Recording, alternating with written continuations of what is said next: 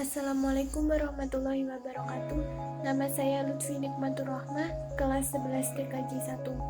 Saya akan menjelaskan tentang komponen dan peralatan with area network. 1. Komponen with area network.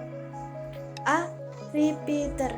Suatu sinyal listrik yang dikirim lewat suatu media perantara semakin jauh dari pemancar akan semakin melemah, sehingga suatu saat tempat tertentu sinyal tersebut tidak dapat diterima dengan baik. Repeater adalah suatu peralatan jaringan yang berfungsi untuk memperkuat sinyal yang akan dikirim agar dapat diteruskan ke komputer lain pada jarak yang jauh. B. Hub. Hanya berfungsi untuk memperkuat sinyal dan tidak memiliki kecerdasan untuk menentukan tujuan akhir informasi yang dikirim. Perbedaannya dengan repeater, hub memiliki sejumlah port sehingga sering disebut juga multi-port repeater. C. Bridge. Jika jumlah komputer bertambah banyak, lalu lintas data pada jaringan bertambah padat sehingga dapat menimbulkan masalah kemacetan jaringan, seperti juga jalanan untuk kendaraan umum. Jika jumlah kendaraan di jalanan semakin banyak, lalu lintas semakin macet. Untuk mengatasi masalah ini dibuat jalan-jalan baru atau jalan tol.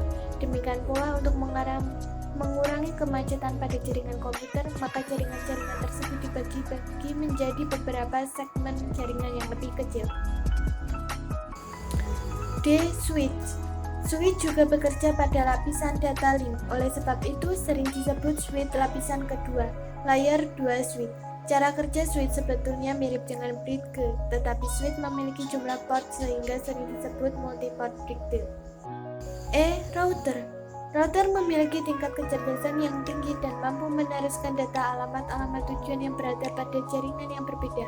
Router bekerja pada lapisan network atau lapisan ketiga model OSI dan meneruskan paket data berdasarkan alamat logika seperti IP address. Routing switch. Routing switch atau sering disebut switch lapisan ketiga, layer 3 switch adalah gabungan antara switch dan router, sehingga routing switch memiliki sebuah kemampuan switch ditambah dengan kemampuan untuk meneruskan paket data berdasarkan alamat logika seperti IP address melalui lapisan ketiga OSI. Switch ATM.